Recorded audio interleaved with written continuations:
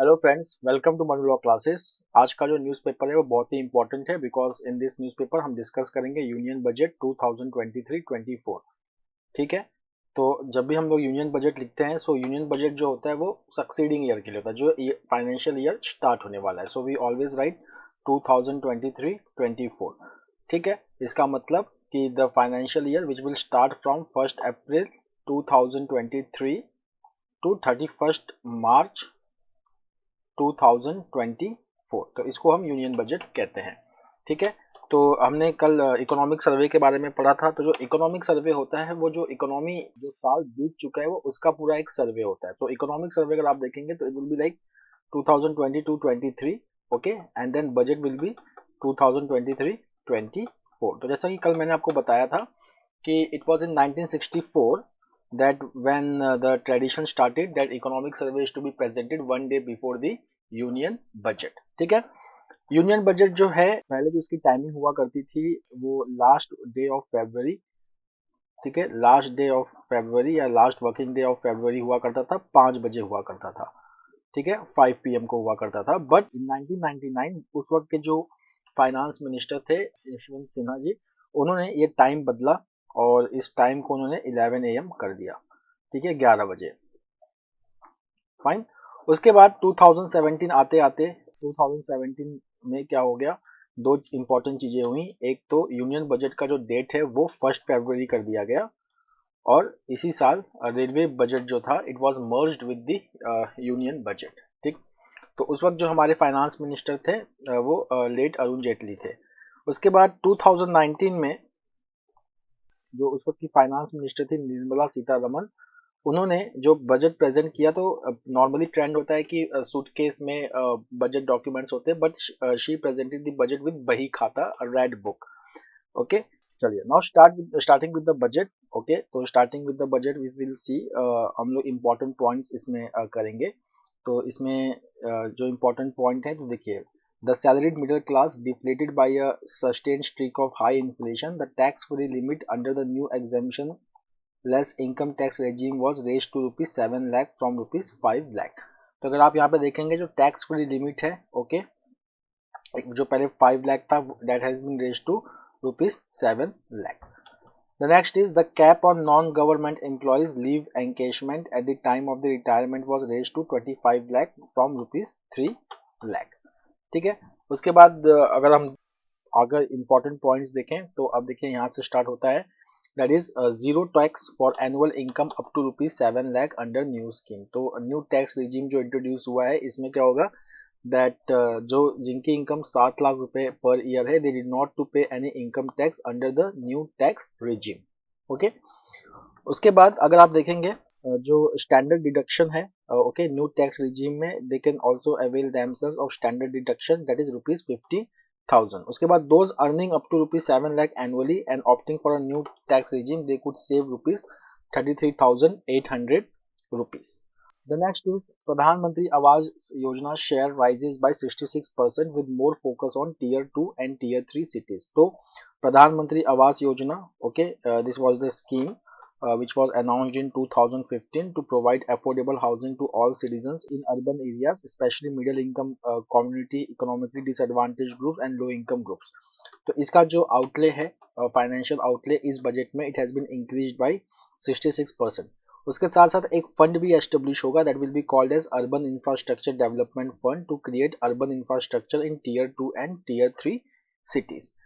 तो यहाँ पे अगर हम देखें UDIF, okay, so it will be establish to the use of priority sector landing shortfall and it will be managed by National Housing Bank and it will be used by public agencies to create urban infrastructure in tier 2 and tier 3 cities। उसके बाद इस fund में centre जो है वो पर year ₹10,000 crore allocate करेगा।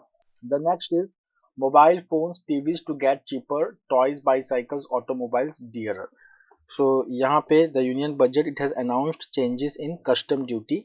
Okay, तो जो चेंजेस इन कस्टम ड्यूटी है it is to promote export, boost domestic manufacturing and enhance value addition. ये 3 ऑब्जेक्टिव को ध्यान में रख के कस्टम ड्यूटीज रिजीम में थोड़े से चेंजेस किए जाएंगे। So there will be reduction in mobile phone prices on the account of BCD on camera, okay, basic custom duties on camera lens and its inputs parts used in manufacture of camera module of mobile phone, okay, it has been made zero from existing 2.5%. उसके बाद BCD जो है basic custom duty on parts of open cells of TV panels, okay, it has been reduced to 2.5% from 5%. Then if you will see that BCD on electric kitchen chimney was being increased to 15% from 7.5%, while the levy of heat coils for the appliance is reduced to 20% to 15%. Next is for bicycles, the new rate is 35% against the existing 30%. For toys and part of toys other than electronic toys, it will be 70%. And BCD on naphtha has been increased from 1% to 2.5%. The next is exemptions on high value life insurance proceeds prone. तो यहाँ पे जो exemptions मिलते हैं जब life insurance में कोई investment करता है तो जो aggregate amount है, ठीक है ना, the aggregate premium up to ₹5 lakh will be exempt from taxation. ठीक है. The next is a very important decision in the union budget, PAN to be used as common identifier for digital system. तो यहाँ पे budget में announce हुआ है PAN, जिसका full form है परमानेंट अकाउंट नंबर. अगर आप बैंक अकाउंट खोलने जाते हैं तो आपको इसकी जरूरत पड़ती है. So permanent account number, it will be used for common identifier for all digital systems of specified government agencies. So it will help in promoting the ease of doing business in the country. PAN में total 10 digits होते हैं. They are alphanumeric numbers allotted by the income tax department to a person. The next is GIFT City, Gujarat International Finance Tax City, International Financial Services Center. So union budget ने proposals mute किए हैं to enhance business activities in Gujarat International Finance Tax City, that is International Financial Services Center. तो यहाँ पे क्या होगा कि international financial services centre को पावर दिए जाएंगे, ओके, पावर डेलीगेट किए जाएंगे under special economic zone act to avoid dual regulation, setting up a single window IT system for registration and approval from IPSCA, then SEZ authorities, goods and services tax network, okay, Reserve Bank of India, SEBI and IDRA, besides permitting acquisition financing by IFSC banking units of foreign banks. The next is tourism. So tourism to go into mission mode. तो यहाँ पे अगर आप देखेंगे तो 50 new tourist destinations develop किए जाएंगे. उसके बाद ऐप डेवलप किया जाएगा फॉर टूरिस्ट और एक यूनिटी मॉल्स बनेगा हर स्टेट कैपिटल्स में to show handicraft and products with geographical indication status. तो ये टूरिज्म के लिए यहाँ पे अनाउंसमेंट हुआ है. उसके बाद यहाँ पे देखेंगे कि वाइब्रेंट विलेज प्रोग्राम के अंदर टूरिज्म इंफ्रास्ट्रक्चर और एमिनिटीज जो है वो बॉर्डर विलेजेस में डेवलप किया जाएगा. ओके, उसके बाद जो मॉल्स होंगे दे विल वर्क टूवर्ड्स, ये मॉल कौन सा है, दिस इज यूनिटी मॉल, ठीक, यूनिटी मॉल. तो इस मॉल में क्या होगा, it will work towards the promotion and sale of each states own one district one product and other handicrafts.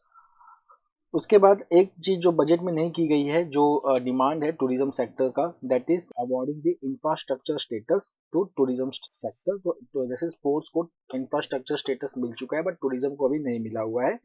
Okay, so people they are demanding infrastructure status for tourism sector also, but वो भी budget में बोला नहीं गया है. The next is cooperative manufacturing units get sops, ठीक है, tax benefits इनको मिला हुआ है. तो जैसा कि हम जानते हैं कि यूनियन मिनिस्टर ऑफ कोऑपरेशन जो है वो है अमित शाह, ठीक है. अब देखिए कोऑपरेटिव्स के लिए देखिए क्या टैक्स ब्रेक्स है.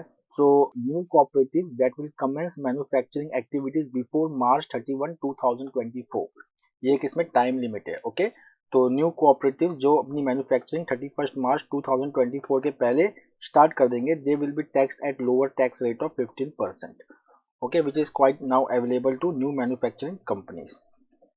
उसके बाद sugar cooperatives they can claim payments made to sugarcane farmers for the period prior to assessment year 2016-17 as expenditure.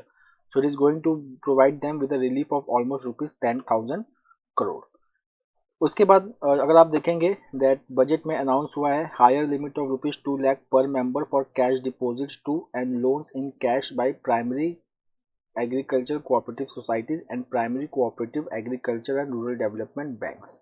अब हम आते हैं केवाईसी प्रोसेस और डीजी लॉकर में. तो if you will see that financial institutions they will have a risk based KYC policy instead of one size fits all, ठीक है. तो यहाँ पे अगर आप देखेंगे तो the financial sector regulators will also be encourage to have a KYC system fully amenable to meet the needs of digital India. Then allocation of rupees 7,000 crore for phase 3 of e-court will improve justice delivery system. So यहाँ पे e-court, okay, phase 3 of e-courts that aims for efficient administration of justice, इनको जो allocation मिला है वो rupees 7,000 crore का मिला है. Okay, if you will see that this was welcomed by Prime Minister Narendra Modi as well as Chief Justice of India D.Y. Chandrachud, who heads the e-committee of the Supreme Court. अब यहाँ पे देखिए e-court का aim क्या है. So the project envisages various path-breaking initiatives like digital and paperless courts that aim to bring court proceedings under a digital format in a court, limiting the use of paper and speeding up the disposal of cases. तो यहाँ पे जो online court होते हैं they focus on eliminating the presence of litigants और lawyers in the court. Okay, उसके बाद the next is expansion of scope of virtual courts beyond the adjudication of traffic violations. The next is defence budget rises by 13%. Okay, and if you will see that capital expenditure for modernization of military jumps to 6.7% to 1.62 lakh crore. उसके बाद pension bills जो है it is 33,719 crore. Then Department of Space gets 8% less than previous year at rupees 12,500 crore. तो हम जानते हैं कि इसरो जो है वो काफ़ी इम्पोर्टेंट लॉन्चेस करने वाला है. ओके, जैसे कि Chandrayaan 3, Aditya L1 solar mission, climate and atmospheric programme, but they have received nominal cut off 32%. अभी रिसेंटली इसरो ने अनाउंस किया था to launch Aditya L1 by July 2023. The next is Finance Minister moves National Digital Library to promote reading. So, Finance Minister Nirmala Sitharaman, she has proposed a National Digital Library for children and adolescents and to strengthen the National Book Trust. The aim is to build the culture of reading. The second, she has said that states will be encouraged to set up physical libraries at panchayat and ward levels and provide infrastructure for accessing the National Digital Library sources. उसके बाद अगर आप देखेंगे the national book trust, the children's book trust and other sources would be encourage to provide and replenish non curricular titles in regional languages and English. ठीक है, तो जैसा कि हम जानते हैं latest annual status of education report 2022 which was conducted by NGO Pratham has showed that children's basic literacy had taken a hit during COVID-19. उसके बाद अगर हम देखेंगे budgetary allocation for ministry of education it has increase to 8.2%. Okay, of which school education में जो है वो 8.4% rise किया है और हायर एजुकेशन के लिए 7.9% राइज हुआ है. Then allocation for PM Poshan scheme it has risen by 13.35% from 10,223 crore to 11,600 crore. Now the next is government to come up with the national data governance policy.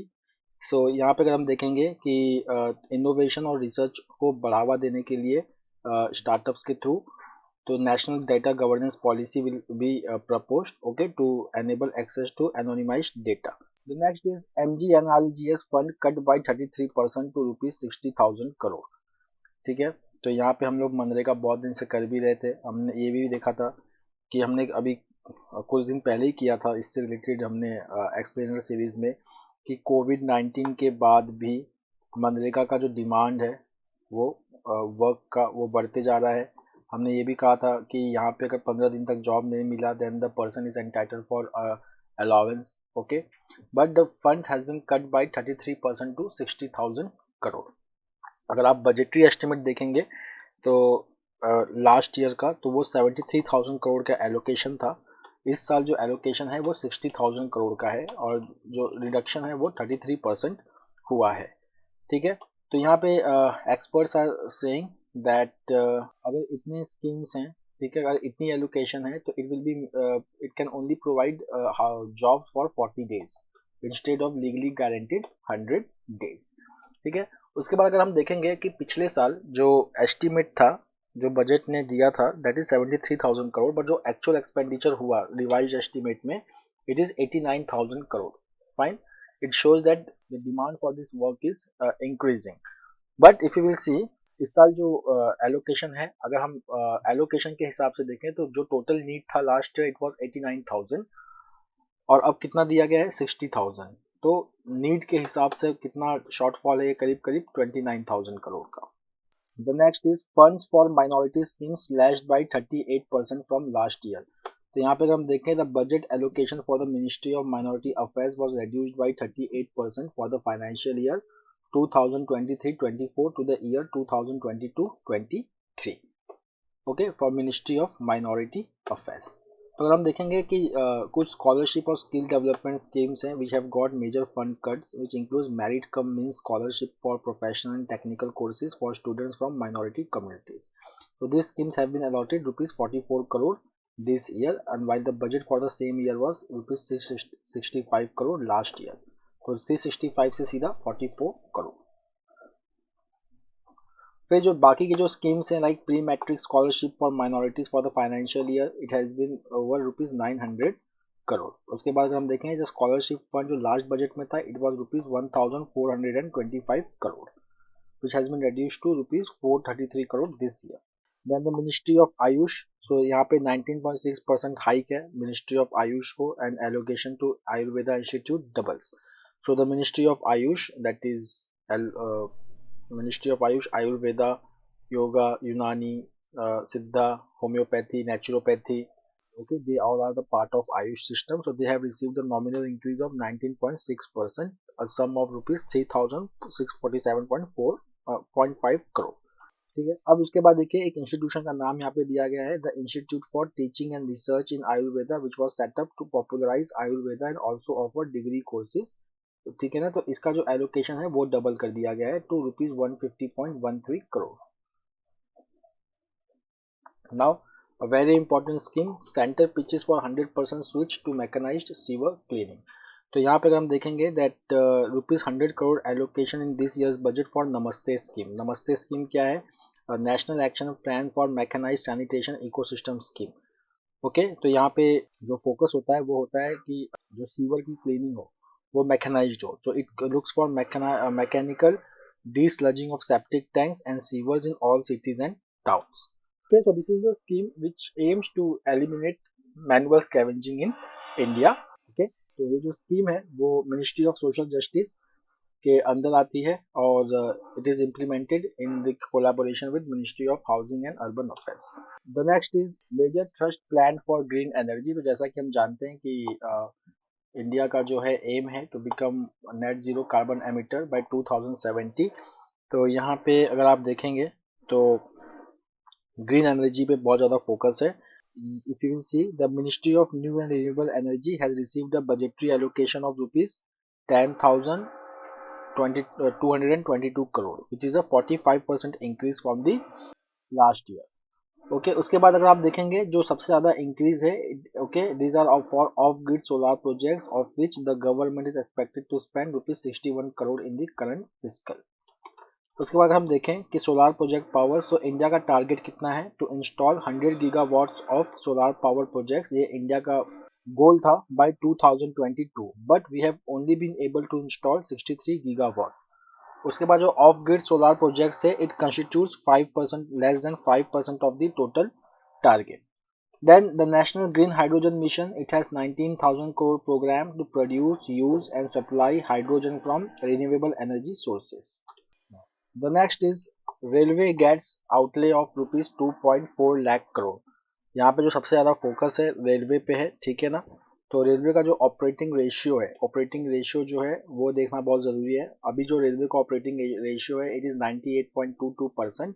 पहले जो 2021-22 में था इट वाज 107.39%. ऑपरेटिंग रेशियो का मतलब रेलवे कितना spend करती है to earn rupees 100. तो 107.39 का मतलब हो गया यहाँ पे आपका कि to earn rupees 100 railway is spending 107 rupees and 39 paise. 98.22 का हो गया कि railway spending 98.22 to earn rupees 100, मतलब रेलवे प्रॉफिटेबिलिटी की तरफ जा रहा है. The second case is about the Vande Bharat Express. तो यहाँ पे वंदे भारत एक्सप्रेस को लेके बहुत ही इंपॉर्टेंट है कि अब जो वंदे भारत एक्सप्रेस होगा वो सिर्फ चेन्नई में नहीं बनेगा, वो सोनीपत में भी बनेगा, रायबरेली में भी बनेगा और लातूर में भी बनेगा. The next is government to set up 500 5G labs to develop new apps. तो जो गवर्नमेंट है it has propose to set up 100 labs for developing applications using 5G services in engineering institutions across the country. तो यहाँ पे 3 centres of excellence for artificial intelligence will also be set up. Then 50 additional airports heliports to be revive. तो हम पहले से जानते हैं कि गवर्नमेंट का एक स्कीम है विच इज उड़ान, पूरे देश का आम नागरिक, which is regional connectivity scheme. Okay, which is regional connectivity scheme. तो अब क्या है कि यहाँ पे 50 additional airport and heliports they will be revive.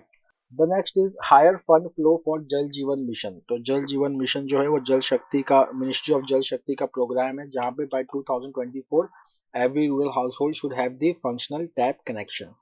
Okay, so यहाँ पे अगर आप देखेंगे तो union government's Jal Jeevan Mission has been allocated ₹69,684 crore, up from 54,808 crore. Okay, उसके बाद अगर आप देखेंगे Swachh Bharat Mission rural, okay, that aims to sustain the open defecation free status in India, it has got ₹77,000 crore, up from ₹60,000 crore. अब देखिए यहाँ पे हमारे लिए एग्जाम के इम्पोर्टेंट इंफॉर्मेशन है. तो if you will see that cross section of rural households, okay, survey हुआ था. तो it said that Tamil Nadu, Himachal Pradesh, Goa and Puducherry have more than 80% of households with fully functional connections, while fewer than half of the households in Rajasthan, Kerala, Manipur, Tripura, Maharashtra, Mizoram, Madhya Pradesh and Sikkim they have such connections. अब यहाँ पे अगर हम देखें, then close to 3/4 of households according to the survey received water all 7 days a week and 8% just once a week. यहाँ पे देखिए Jal Jeevan Mission का है कि that every household they should get at least 55 litres of portable water per capita per day all throughout the year. That is the objective of Jal Jeevan Mission. The next is women get a one time small saving scheme. तो यहाँ पे अगर आप देखेंगे महिला सम्मान saving certificate launch हुआ है. That is the new small saving schemes and it will be made available for a 2-year period up to March 2025. तो इसके अंदर क्या है, that is the small saving certificate will have a fixed interest rate of 7.5% for 2 years and the deposit can be made in the name of women और a girl child. और यहाँ पे जो द मैक्सिमम डिपॉजिट अमाउंट है it has been capped at ₹2 lakh and the scheme will have a partial withdrawal facility as well. Okay, the next is certain schemes. Okay, so अगर आप देखेंगे ministry of women and child development they saw an increase of ₹267 crore from ₹25,172.28 crore. Then there are other schemes like Saksham Anganwadi, Poshan 2 schemes, okay, Mission Vatsalya, which is child protection services and child welfare services scheme, and Mission Shakti, okay, mission for protection and empowerment for women. These are the schemes which is run by the Ministry of Women and Child Development. The next is ₹15,000 crore to be spent for development of tribes. तो यहाँ पे एक नया programme announce हुआ है, प्रधानमंत्री particularly vulnerable tribal groups development mission, to focus on improving the overall socio-economic conditions of 75 such groups across the country. तो ये देखिए यहाँ पे आपसे पूछ सकते हैं कि इंडिया में टोटल कितने particularly vulnerable tribal groups हैं. तो they are 75. They live in 31,000 villages across 18 states and 1 union territory. तो यहाँ पे देखिए फोकस क्या होगा, द फोकस होगा कि ऐसे फैसिलिटी, ऐसे हैबिटेशंस को जहाँ पे PVTG रहते हैं उनको safe housing, clean drinking water, sanitation, education, health, nutrition, road and telecommunication connectivity, sustainable livelihood opportunities provide करना. Now coming to the editorial. इसमें जो ये वाला एडिटोरियल है पहला ऊपर वाला, ये बहुत ही इंपॉर्टेंट एडिटोरियल है. बाकी जो एडिटोरियल्स हैं वो हमने कर लिया है. मैं आपको इनका जो जिस्ट है वो इस एडिटोरियल को कराते वक्त समझा दूंगा, सारे एडिटोरियल्स का जिस्ट, किताब, ताकि आपको आसानी हो. ठीक, तो अगर आप यहाँ पे देखेंगे कि ये भी मैं कवर कर लूंगा, पर यहाँ पे एक स्कीम का नाम है, वो मिष्टी करके स्कीम है, वो हमारे लिए काफ़ी इम्पोर्टेंट होगा. तो मिष्टी स्कीम, सो यहाँ पे देखिए मिष्टी. तो मिष्टी का फुल फॉर्म क्या है, a mangrove initiative for shore line habitats and tangible incomes, और MISHTI it aims at undertaking mangrove plantation along the coast line and on salt pan lands. Okay, यहाँ पे ये मिष्टी का अप्रोच है, मिष्टी का एम है. ठीक है. Then the next scheme is prime minister Vikas और Pradhan Mantri Vishwakarma Kaushal Samman for traditional artisans and crafts people. Okay, तो यहाँ पे होगा कि a package of assistance a package of assistance aimed at helping them improve the quality, scale and reach of their products. अब हम आते हैं इस पे, a budget that signals growth with stability. तो यहाँ पे इसको समझने के लिए we have to understand two things. One is revenue deficit. ठीक है, revenue deficit. तो रेवेन्यू डेफिसिट क्या हो जाएगा, रेवेन्यू एक्सपेंडिचर, ठीक है, revenue expenditure minus revenue and non revenue, revenue and non revenue receipt government का, ठीक है, कि revenue and non revenue receipt which are not in the nature of liability, ठीक है ना, फाइन. तो एंड रेवेन्यू एक्सपेंडिचर, ठीक है ना, रेवेन्यू एक्सपेंडिचर का मतलब वो एक्सपेंडिचर जिससे कोई एसेट नहीं बन रहा है, ठीक है. रेवेन्यू रिसिप्ट का मतलब हो जाता है, या नॉन रेवेन्यू रिसिप्ट का मतलब वो रिसिप्ट जिससे कोई गवर्नमेंट के ऊपर लाइबिलिटी क्रिएट नहीं हो रही, मतलब गवर्नमेंट किसी से बोरो नहीं कर रही. Okay, that is called as revenue deficit. दूसरा होता है fiscal deficit. Fiscal deficit, fiscal deficit क्या होता है, गवर्नमेंट का रेवेन्यू एक्सपेंडिचर, मतलब टोटल डेफिसिट बताता है गवर्नमेंट का, revenue expenditure plus capital expenditure, plus capital expenditure minus revenue income या revenue receipt plus capital receipt, ठीक है, plus capital receipt. This is called as fiscal deficit. तो fiscal deficit it shows the extent of borrowing, कि जितना fiscal deficit होगा अब government उसको पूरा करने के लिए बोरोइंग करेगी, ठीक, that is called as fiscal deficit. तीसरा जो टर्म होता है जो इम्पोर्टेंट होता है इसके हिसाब से, that is called as primary deficit, ठीक है. तो अगर फिस्कल डेफिसिट में से, ठीक है ना, नेट इंटरेस्ट पेमेंट हम और घटा दें, net interest payment fiscal deficit में से, ठीक, fiscal deficit minus net interest payment, then we get primary deficit, then we get primary deficit, ठीक है. अब इस आर्टिकल को समझने के लिए हमें यह समझना पड़ेगा कि देखिए गवर्नमेंट के सामने चैलेंज क्या है, ठीक है ना. गवर्नमेंट के सामने दो चैलेंज है, एक तो इन्वेस्टमेंट, ठीक है, पब्लिक इन्वेस्टमेंट करना बहुत ज़्यादा, क्योंकि अभी प्राइवेट इन्वेस्टमेंट हो नहीं रही है इकोनॉमी में, ठीक है ना. तो public investment is very important for crowding in. Crowding in मतलब कि पहले गवर्नमेंट पैसा लगाएगी, उसके बाद जब गवर्नमेंट पैसा लगाना स्टार्ट करेगी, ठीक है, तो प्राइवेट सेक्टर्स भी हैं तो वो भी उस सेक्टर में इन्वेस्ट करना चालू कर देंगे. तो एक तो गवर्नमेंट को पब्लिक इन्वेस्टमेंट करना है, साथ साथ में जो फिस्कल डेफिसिट है, फिस्कल डेफिसिट उसको भी विद इन टारगेट रखना है, उसको भी विद इन टारगेट रखना है. जैसे ठीक है ना, वो टारगेट्स हम देखेंगे.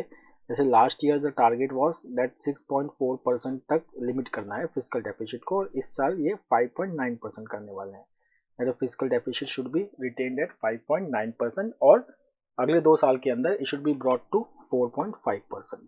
क्या, फिस्कल डेफिसिट. बट साथ साथ में इन्वेस्टमेंट भी बढ़ाना है, ठीक है. So how government can do that. तो अगर आप ये पूरा फॉर्मूला देखोगे तो फॉर्मूला से आपको समझ में आएगा कि गवर्नमेंट को अपना रेवेन्यू एक्सपेंडिचर जो है, रेवेन्यू एक्सपेंडिचर मतलब एक्सपेंडिचर को रैशनलाइज करना पड़ेगा, ठीक है. और साथ साथ में अगर आप देखोगे कि जो इनकम है उसको बढ़ाना पड़ेगा. जैसे कि इसमें गवर्नमेंट को बहुत ज़्यादा हेल्प मिल सकता है जीएसटी से, कि जीएसटी में ऐसे रिफॉर्म्स कर दो कि इसके कॉम्प्लायंसेस बढ़ जाएं. उसके बाद जो टैक्स बेस है उसको बढ़ाना, ठीक है ना. तो टैक्स बेस को बढ़ाना, इस तरीके से गवर्नमेंट जो है वो टारगेट करती है कि फिस्कल डेफिसिट जो है वो टारगेट के अंदर ही रहे. सेकंड, जब गवर्नमेंट इन्वेस्टमेंट करने जा रही है तो इन्वेस्टमेंट जो है वो ऐसे सेक्टर्स में किए जाएं जहां से एम्प्लॉयमेंट जनरेट हो, जहां से एम्प्लॉयमेंट जनरेट हो. Okay, generation of employment. So this the whole thing is talking about that thing only. So now moving back to the article. तो देखिए ये क्या कह रहा है आर्टिकल हमसे, 2023-24 का जो बजट आया है, emphasize on the point that India has staged a remarkable broad-based recovery. Broad-based recovery का मतलब कि ऑलमोस्ट हर सेक्टर जो है वो प्री कोविड-19 लेवल के हिसाब से रिकवर कर रहा है, but there are certain shocks. एक तो है Russia Ukraine crisis, pandemic, and the next is recession, then inflation. Fine. तो यहाँ पे ये है कि जो कल इकोनॉमिक सर्वे हमने पढ़ा था तो उसने कहा था कि इंडिया जो है वो ग्रो करेगा एट 6.5% इंडिया जीडीपी. ठीक है ना. बट हमारा जो चैलेंज है वो है inflation which is still beyond the upper tolerance limit and aggregate fiscal deficit is still in the range of 9 to 10% of GDP. ठीक है. तो अब यहाँ पे जो है अगर उसमें देखेंगे जो इंटरेस्ट पेमेंट्स होता है, जो रेवेन्यू एक्सपेंडिचर है गवर्नमेंट का, it is 40% of the net revenue of the centre. Okay. But still in the physical deficit okay जो है वो 6.4% पे रखा गया है in the current physical. Okay. Despite the sharp increase in food and fertilizer subsidies by rupees 2 lakh crore. So this was helped by buoyancy in net tax revenue by almost rupees 1.6 lakh crore. उसके बाद अगर आप देखें जो revenue deficit है it is has increased in absolute terms but in the terms of percentage it was 3.8% of GDP. ठीक. इसके बाद अगर हम देखें हमारा जो फिजिकल डेफिसिट है it was 6.4% of GDP due to increase in nominal value of GDP and also the increase in tax collections. Now we have to do the balancing act क्योंकि इन्वेस्टमेंट को भी बढ़ाना है और साथ साथ में अपने एक्सपेंडिचर को भी कंट्रोल करना है. ठीक है. तो यहाँ पे अगर आप देखेंगे तो यहाँ पे कुछ स्टेप्स जो लिए हैं अगर आप देखेंगे तो greater allocation to infrastructure spending and capital expenditure. Okay. ये इंक्रीज किया गया है 2.7% ऑफ जीडीपी टू 3.3%. इससे क्या होगा कि जब गवर्नमेंट स्पेंड करना स्टार्ट करेगी it will lead to crowding in effect which will increase private capital expenditure as well. Okay. उसके साथ अगर आप देखेंगे स्टेट्स को इंटरेस्ट फ्री लोन दिया जाएगा to augment the capital expenditure. Okay. Which will help in increasing states capital expenditure as well. उसके बाद अगर आप देखें तो फिजिकल डेफिसिट का टारगेट क्या रखा गया है तो 2020-21 बजट में टारगेट रखा गया था कि नेक्स्ट 5-6 ईयर्स में the target the physical deficit will be brought down to 4.5%. तो अभी कितना है 6.4%.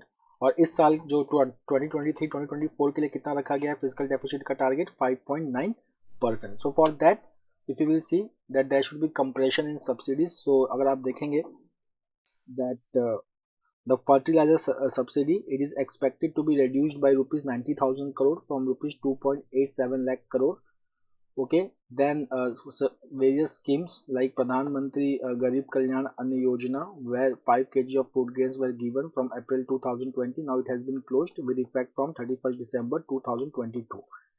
उसके बाद fertilizer subsidy it will be compressed by rupees 50,000 mainly as fertilizer prices have come down. Okay. The next is US prepares to send long-range rockets to Ukraine. So $2 billion the worth of long-range rockets that the US is preparing to send to Ukraine.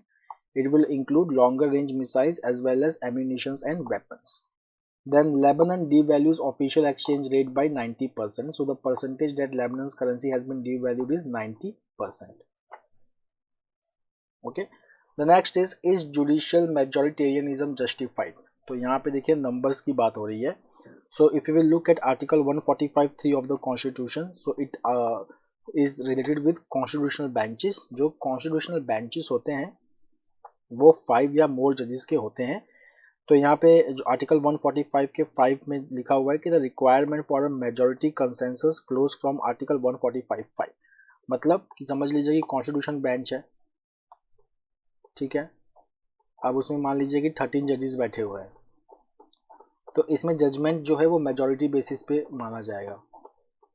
ठीक. मान लीजिए कि 7 जजेस ने judgement दिया, 6 जजेस ने decent किया, तो जो 7 जजेस ने जो हेल्ड किया उसको जजमेंट माना जाएगा. ठीक है. और इसको डिसेंट माना जाएगा. Got it. अब यहाँ पे जो प्रॉब्लम ये होती है कि अगर मान लो कि जो 6 जजेस हैं इन्होंने जो डिसेंट किया था अगर वही सही है तो ऐसा कभी कभी हो जाता है. जैसे कि एक एग्जाम्पल है यहाँ पे कि एक केस था Kharak Singh versus state of UP. ठीक है. यहाँ पे जो डिसेंटिंग ओपिनियन जिन्होंने दिया था जस्टिस सुब्बा राव, तो इन्होंने इस केस में 1962 के केस में he uphold the right to privacy 1962 में, which was later on in 2017 KS Puttaswamy versus union of India में सुप्रीम कोर्ट ने इसको हेल्ड किया। उसके बाद जो डिसेंटिंग ओपिनियन था जस्टिस HR खन्ना का इन ADM Jabalpur versus Shivkant Shukla case, where he upheld the right to life and personal liberty even during situations of constitutional exceptionalism. It is a prime example. मतलब वहाँ पे इन्होंने, he was a dissenting judge, but this was his judgment that right to life and personal liberty, okay, exist even under exceptional circumstances also. Fine. उसके बाद अगर हम देखेंगे that the rate of dissent itself is subject to influences. जैसे कि अगर आप देखें जो जजेस होते हैं they are expert on law and they are aware of the arguments for and against the impugned matter. यहाँ पे जो होते हैं that जजेस जो होते हैं वो जजमेंट कैसे देते हैं, तो यहाँ पे अगर आप देखेंगे तो यहाँ पे लिखा हुआ है that in light of the same any differences in judicial decisions can be attributed to a difference in either the methodology adopted, logic applied by judges or as proffered by the legal realist. Okay, जिसको कहते हैं judicial hunch, which may be an outcome of their subjective experience, outlook and बायस, जिसको judicial hunch कहा गया है। ठीक है, तो जैसा कि हमने देखा कि जैसे कि 1962 में ही एक डिसेंटिंग जज ने राइट टू प्राइवेसी को अपहेल्ड किया था, but it was the dissenting judgment, majority judgment वो था नहीं। बट लेटर ऑन इन 2017 फिर उन्हीं की डिसेंटिंग जजमेंट को सुप्रीम कोर्ट ने अपहेल्ड भी किया, because right to privacy was held as a fundamental right in KS Puttaswamy case. Okay, अब यहाँ पे देखिए क्या है दैट एक सिस्टम, रोनाल्ड डॉर्किन है, he says a system which may either give more weightage to the vote of senior judges given that they have more experience or to the junior judges as they may represent popular opinion better. ये एक system की बात करें कि इसको हम outcome करने के लिए हम एक वोटिंग पैटर्न बना सकते हैं कि किसी किसी केस में सीनियर जज को हम ज़्यादा वोट प्रेफरेंस दे दें, कहीं कहीं जूनियर को दे दें। Okay, but they can only be explored once we identify and question the rationales which underlie head counting in judicial decision making.